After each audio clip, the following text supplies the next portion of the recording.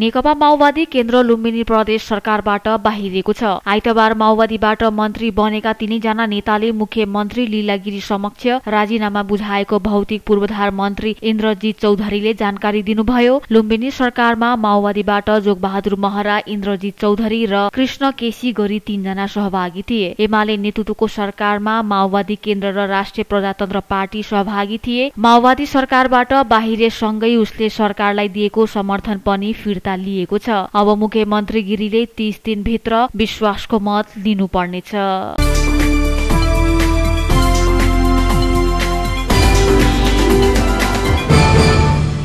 नवजागरण महिला तथा बाल संरक्षण केन्द्र न्यू सीपीसी को अध्यक्षमा नवराज लामिछाने चयन हुनुभएको छ। संस्थाको 28औं वार्षिक साधारण सभाले लामिछानेलाई सर्वसम्मत रूपमा अध्यक्षमा चयन गरेको हो, जसको उपाध्यक्षमा विजय केसी, महासचिवमा नानीमैया ओली, कोषाध्यक्षमा सुशील धिताल, सहसचिवमा नारायण प्रसाद रेग्मी र वैधानिक परामर्शदातामा प्रदीप धिताल चयन हुनुभएको छ। यसैगरी कार्य समिति सदस्यहरूमा तुफान बाबु श्रेष्ठ, शारदा चौधरी, शान्ति विक, लहर आचार्य र प्रमिला तिवारी रहनु भएको छ। साथै संस्थाको स्थापन समितिमा गणेश प्रेम श्रेष्ठको अध्यक्षतामा 3 सदस्य समिति सर्वसम्मत निर्वाचन गरिएको थियो, जसको सदस्यमा कुमार शाह र नेत्रमणि लामिछाने रहनु भएको छ। नवनिर्वाचित अध्यक्ष नवराज लामिछानेले विगत 28 वर्षदेखि महिला तथा बालबालिकाको क्षेत्रमा काम गर्दै आइरहेको संस्थाले बाल श्रम तथा बाल संरक्षणको क्षेत्रमा थुप्रै उदाहरणीय काम गर्दै आएको बताउनुभयो। साथै उहाँले अब बालबालिकामा हुने कुपोषणका क्षेत्रमा काम गर्ने समेत बताउनुभयो। यस्तै संस्थाको स्थापना कालदेखि संस्थाबाट सेवा प्राप्त गरेकी शान्ति विक अहिले संस्थाको सदस्यमा निर्वाचित हुनुभएको छ। कार्यक्रममा बोल्दै उहाँले आफूलाई हुर्काएको संस्थामा आज यसरी कार्य समितिको सदस्य हुन पाउँदा धेरै खुसी लागेको भन्दै अब आफूले आफू जस्तै महिला तथा बालबालिकाहरूको लागि काम गर्ने समेत बताउनुभयो। कार्यक्रममा संस्थाका आजीवन सदस्य गणेश प्रेम श्रेष्ठ र सल्लाहकार बलदेव शर्माले शुभकामना मन्तव्य राख्नु भएको थियो। संस्थाकी निवर्तमान अध्यक्ष निशा लामिछानेको अध्यक्षतामा भएको कार्यक्रममा संस्थाको वार्षिक प्रतिवेदन महासचिव नानीमैया ओलीले प्रस्तुति गर्नु भएको थियो भने आर्थिक प्रतिवेदन संस्थाका कोषाध्यक्ष सुशील धितालले गर्नु भएको थियो। संस्थाका उपाध्यक्ष विजय केसीको स्वागत मन्तव्यबाट सुरु भएको कार्यक्रमको सहजीकरण संस्थाकी महासचिव नानीमैया ओलीले गर्नु भएको थियो।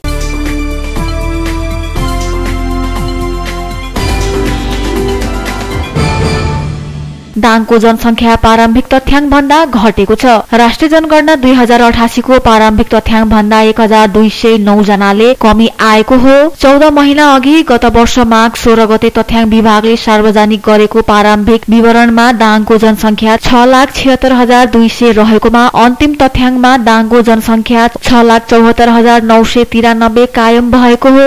अन्तिम तथ्याङ्क अनुसार दाङमा पुरुष भन्दा महिलाको संख्या बढ़िरहेको छ। जिल्लामा 3,20,573 अर्थात 47.5% पुरुष र 3,54,420 अर्थात 52.5% महिला रहेका छन्। जिल्लामा 10 पालिका मध्ये सबैभन्दा बढी जनसंख्या घोराही उपमहानगरपालिकामा रहेको छ भने सबैभन्दा कम बङ्गलाचुली गाउँपालिकामा रहेको छ। घोराही उपमहानगरपालिकामा 2,50,030 जनसंख्या रहेको छ भने बङ्गलाचुलीमा 22,373 रहेको छ। तुलसीपुर उपमहानगरपालिकामा 1,79,755, शान्तिनगर गाउँपालिकामा 27,641, बबई गाउँपालिकामा 30,968, दङ्गीशरण गाउँपालिकामा 32,668 जनसंख्या रहेको छ। यस्तै लमही नगरपालिकामा 59,050, राप्ती गाउँपालिकामा 52,123, गढुवा गाउँपालिकामा 45,898 र राजपुर गाउँपालिकामा 28,346 जनसंख्या रहेको छ।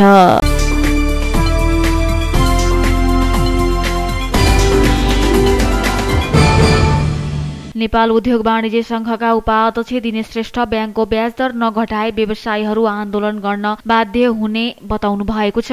दाङ जिल्ला उद्योग वाणिज्य संघको 53औं स्थापना दिवस तथा 18औं साधारण सभामा बोल्दै प्रमुख अतिथि श्रेष्ठले ब्याङ्कको ब्याज दर 1 अङ्कमा झार्नुपर्ने बताउनुभयो। उहाँले व्यवसाय सहज रूपमा सञ्चालनका लागि एकजुट हुन व्यवसायीहरूलाई आह्वान समेत गर्नुभयो। राजधानीकै व्यवसायी सटर खाली हुन थालेको उदाहरण दिँदै आर्थिक संकट विरुद्ध एक हुन व्यवसायीहरूलाई उद्योगहरूलाई अपील गर्नुभयो। एकल अङ्कमा ब्याज दर नल्याइकन उद्योग व्यवसायी कुनै पनि चल्दैन। श्रेष्ठले भन्नुभयो, व्यवसायी एकवक्तता हौ, बैंकले ब्याज दर नघटाए बालुवाटारमा घेरा जानुपर्ने हुन सक्छ। उहाँले प्रधानमन्त्री पुष्पकमल दाहालबाट आश्वासन पाएको र पूरा नभए पुनः आन्दोलित हुने बताउनुभयो। उहाँले व्यापारी महोत्सव सञ्चालन व्यवसायी संस्थाले नै गर्नुपर्ने भन्दै अरू कसैले सञ्चालन गर्ने मेला महोत्सव व्यवसायी संस्थाहरूले बन्द गराएर छोड्ने बताउनुभयो। उपाध्यक्ष श्रेष्ठले आर्थिक क्षेत्रको नेतृत्व गर्ने स्वयंसेवी संस्थाका निर्वाचित प्रतिनिधिको कुरा सुन्न सरकारलाई आग्रह गर्नुभयो। राजनीतिक अस्थिरताले सबै कुरा बिग्रिएको उहाँको भनाइ थियो। दाङ जिल्ला उद्योग वाणिज्य संघका अध्यक्ष टङ्कसिंह बुढाथोकीको अध्यक्षतामा भएको कार्यक्रममा बोल्दै जनवादी गायक जीवन शर्माले देश संकटमा जाँदैछ भन्ने थाहा पाएरै सचेत गराउन देशवासी अभियानमा हिँडेको बताउनुभयो। उहाँले स्वदेशमा वातावरण नबनाउने तर विदेशबाट फर्क मात्रै भन्नु गलत भएको बताउनुभयो। प्रमुख जिल्ला अधिकारी सुशील वैधले समृद्धिका लागि राज्य र व्यवसायी मिलेर काम गर्नुपर्ने जोड दिनुभयो। सुरक्षित रूपमा व्यवसाय गर्न वातावरण बनाउन प्रशासन तयार रहेको उहाँको भनाइ थियो। यसैगरी नेपाल उद्योग वाणिज्य संघका बागमती प्रदेश अध्यक्ष दिलसुन्दर श्रेष्ठले ऋण तिर्दैनौ नभनेको तर किस्तामा सहजता नबनाएर व्यवसायीले तिर्न नसकेको बताउनुभयो। सरकार आम्दानी भन्दा खर्च बढी देखिँदा पनि नसुन्ने, नबोल्ने र नदेख्ने भएको वक्ताहरूको भनाइ थियो। उनीहरूले रेमिटान्स, पर्यटन र निर्यात मध्ये 2 खम्बा ढलेर एउटा खम्बा रेमिटान्सले मात्रै सरकार चलेको बताए। नेपाल उद्योग वाणिज्य संघको नेतृत्वले व्यवसायका मुद्दा नसमातेको भन्दै आपत्ति जनाए। देशभरका संघले उठाएका आन्दोलन महासंघले मत्थर पार्न लागेको आरोप समेत लगाए। अब पनि त्यस्तै गरे अलग महासंगठन गर्न सक्ने चेतावनी समेत दिएका थिए। 7-8% लगाएको ऋण 15% नागेपछि व्यवसाय आत्महत्या गर्ने, पलायन हुने अवस्थामा पुगेको गुनासो व्यवसायीहरूले गरेका थिए। कार्यक्रममा संघका स्थापनापक अध्यक्ष तोरण धनवत श्रेष्ठ, घोराही उपमहानगरपालिकाका उपप्रमुख हुमा डीसी, नेपाल उद्योग वाणिज्य महासंघका केन्द्रीय सदस्य जसमर मिया अली, आन्तरिक राजस्व कार्यालय तुलसीपुरका कर अधिकृत राजेन्द्र भण्डारी, नेपाल उद्योग वाणिज्य संघ लुम्बिनी प्रदेश उपाध्यक्ष बालकृष्ण सुवेदी, नेपाल पत्रकार महासंघ दाङ शाखा अध्यक्ष दुर्गालाल केसी, नेपाल कांग्रेसका प्रकाश सुवेदी, नेकपा एमालेका केशव गिरी, नेपाल राष्ट्रिय उद्योग व्यापार संगठनका नरबहादुर अधिकारी, नेपाल कम्युनिस्ट पार्टीका सेक्रेटरी जनक विक, राष्ट्रिय जनमोर्चाका अध्यक्ष गणेश आचार्य, नेकपा मसालका लीला बहादुर पुन, राष्ट्रिय शक्ति नेपालका यमानन्द जीसी लगायतले बोल्नु भएको थियो। यसैगरी संघका पूर्व अध्यक्षहरूको तर्फबाट निवर्तमान केन्द्रीय सदस्य समेत रहनुभएका ध्रुवराज श्रेष्ठ, भारी धुलीखेल उद्योग वाणिज्य संघका अध्यक्ष मन्जु कुमार जोशी, तुलसीपुर उद्योग वाणिज्य संघका अध्यक्ष रामप्रसाद चालिसे, देउखुरी उद्योग वाणिज्य संघका अध्यक्ष खगेश्वर खनाल, गढुवा उद्योग वाणिज्य संघका अध्यक्ष खिमबहादुर बुढा, कपिलवस्तु उद्योग वाणिज्य संघका अध्यक्ष डोलकराम घिमिरे, नारायणपुर उद्योग वाणिज्य संघका अध्यक्ष अभियान बस्नेत, हापुरे उद्योग वाणिज्य संघका अध्यक्ष टीकाराम बिसी लगायतले मन्तव्य व्यक्त गर्नुभएको थियो। सो अवसरमा पत्रकार नारायण नेपाल, वाणिज्य तर्फका व्यवसायी सोभिराम महत्रा, उद्योग तर्फका व्यवसायी हिरालाल विश्वकर्मा र कर्मचारीको तर्फबाट कार्यालय प्रमुख धनेश्वर शर्मालाई नगद तथा कदर पत्रले सम्मान गरिएको थियो। यसैगरी प्राविधिक सहयोग गर्ने रणसिंह दलका गणपति रविन्द्र महर्जनलाई कदर पत्रले सम्मान गरिएको थियो। स्थापना दिवसका अवसरमा भएका विभिन्न खेलका विजेतालाई सील, पुरस्कार तथा प्रमाणपत्र प्रदान गरिएको थियो। विभिन्न गीत नृत्य प्रस्तुत गरेर कलाकारहरूले कार्यक्रमलाई उत्सवमय बनाएका थिए। कार्यक्रममा धन्यवाद वरिष्ठ उपाध्यक्ष नरेश कार्की र सञ्चालक महासचिव महेन्द्र बुढाथोकीले गर्नुभएको थियो।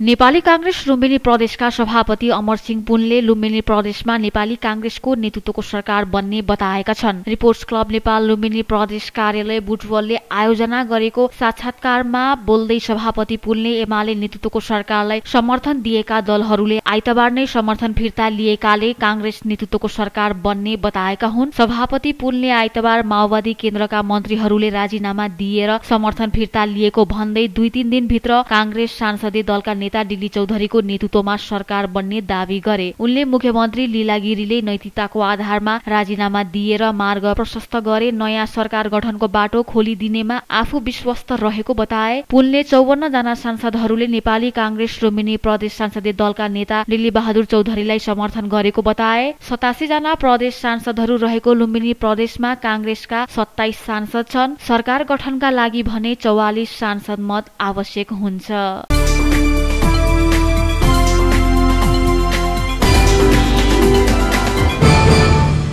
बबई गाउँपालिकाको हापुरे बजारमा 1 करोड बढी लागतमा साबुन उद्योग सञ्चालन गरिएको छ। स्थानीय दयाराम विकले साबुन उद्योग सञ्चालन गर्नुभएको हो। भारतको कालकामा रहेको साबुन उद्योगमा करिब 6 वर्ष गरेको कामलाई व्यवहारमा उतार्दै उहाँले 2 वर्षदेखि उद्योग सञ्चालन गरेको बताउनुभयो। सुरुको समयमा 2 व्यक्तिले लगानी गरेर उद्योग सञ्चालन गरे पनि पछिल्लो समयमा दयाराम विकले एक्लै उद्योग सञ्चालन गर्नुभएको छ। रोजगारीको सिलसिलामा भारतको साबुन उद्योगमा काम गर्ने क्रममा प्राप्त गरेको सिपलाई सदुपयोग गर्ने उद्योग स्थापना गरेर बताउनुभयो। उहाँले भारतमा डिटोल साबुन उत्पादन गर्ने उद्योगमा काम गरेको अनुभवलाई उद्योगमा परिणत गर्नुभएको हो। उद्योग सञ्चालन गर्न 1 करोड 50 लाख रुपैयाँ लगानी गरेको उहाँले जानकारी दिनुभयो। बबई गाउँपालिकाको केन्द्र हापुरे बजारमा दयाराम विकले दया उजेली साबुन उद्योग सञ्चालन गर्नुभएको हो। उद्योगबाट लुगा धुने साबुन र सर्फ उत्पादन गर्न सुरु गर्नुभएको छ। साथै उत्पादन गरिएको साबुन र सर्फ बिक्रीमा कुनै समस्या नरहेको सञ्चालक विकलको भनाइ छ। उद्योग मार्फत साबुन र सर्फ उत्पादनका लागि मेडिसिन जडान गरिएको छ। उद्योग सञ्चालक विकले आफूसँगै थप 3 जनालाई रोजगारी दिनुभएको छ। यसको आफूलाई सन्तुष्टि मिलेको उहाँले बताउनुभयो। उद्योगले परिवारका अन्य सदस्यलाई समेत रोजगारी प्रदान गरेको छ। दया उजेली साबुन उद्योगबाट उत्पादन भएका साबुन र सर्फ स्थानीय बजारमा बिक्री हुने गरेको छ। उद्योग सञ्चालन बिक्रीले प्रति साबुन 40 रुपैयाँ, 1 किलोग्रामको सर्फलाई 100 रुपैयाँ र 3 किलोग्राम 250 रुपैयाँमा बिक्री गर्ने गरेको जानकारी दिनुभयो। स्थानीय बजार तथा उपभोक्ताले उद्योगले उत्पादन गरेको साबुन तथा सर्फको माग गर्ने गरेको सञ्चालक विकले बताउनुभयो। लुगा धुने साबुन उत्पादन गर्न थप 1 जना मिस्त्रीलाई समेत रोजगारी दिनुभएको छ। उत्पादन गरिएका साबुन बजारमा लैजान गाडीको समेत व्यवस्थापन गर्नुभएको छ। आगामी दिनमा भाँडा र हात सफा गर्नका लागि लिक्विड समेत उत्पादन गर्ने तयारी गर्नुभएको छ। पहिलो चरणमा नमुना उत्पादन गरेको सञ्चालक विकले जानकारी दिनुभयो। उद्योगले कमाई समेत राम्रो गरेको सञ्चालक विकको भनाइ छ। अहिलेसम्म उद्योग मार्फत नमुना उत्पादन भएको भन्दै सञ्चालक विकले भविष्यमा बजार व्यवस्थापन गर्न सकेको आस्थामा कमाईसँगै कामदार थप्ने समेत अपेक्षा गर्नुभएको छ। साबुन उत्पादनका लागि कच्चा पदार्थ पकाउनका लागि कराई र थप 2 वटा मेसिन राखिएको छ। यस्तै सर्फ उत्पादनका लागि 2 वटा मेसिन जडान गरिएको छ। उत्पादन गरिएका साबुन हापुरे, शान्तिनगर, दङ्गेशरण र तुलसीपुरमा समेत बिक्री हुने गरेको छ।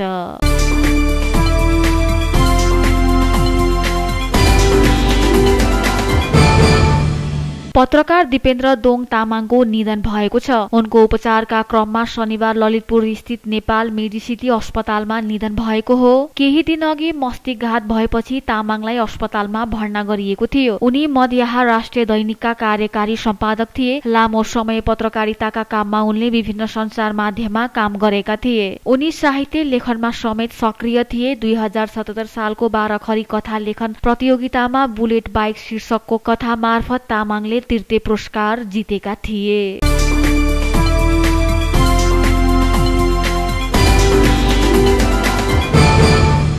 रोल्पामा 8 वर्षीय बालक मृत फेला परेका छन्। लुङ्ग्री गाउँपालिका 7 घर भई रोल्पा नगरपालिका 4 ठकुरी टोलमा कोठा भाडामा बस्दै आएका 8 वर्षीय विष्णु गिरी कोठामा मृत फेला परेको जिल्ला प्रहरी कार्यालयका डीएसपी श्याम कुमार सारू मगरले जानकारी दिनुभयो। उनी झुन्डिएको अवस्थामा मृत फेला परेका हुन्। स्थानीय होली भिजन बोर्डिङ स्कुलमा कक्षा युकेजीमा अध्ययनरत गिरी शनिबार दिउँसो 3 बजे मृत फेला परेका हुन्। बालकका बुबा आमा रोजगारीको सिलसिलामा भारत बस्दै आएका छन्। उनी पढ्न सानी आमासँग बस्दै आएका थिए। घटनाबारे आमा बुबालाई खबर गरिएको र उनीहरू आएपछि मात्र पोस्टमार्टमको प्रक्रिया सुरु हुने प्रहरीले जनाएको छ। सब जिल्ला अस्पतालमा राखिएको छ। घटनाबारे थप अनुसन्धान भइरहेको प्रहरीले बताएको छ। पोस्टमार्टमपछि मात्रै घटनाबारे थप कुराहरू खुल्ने प्रहरीले जानकारी दिएको छ।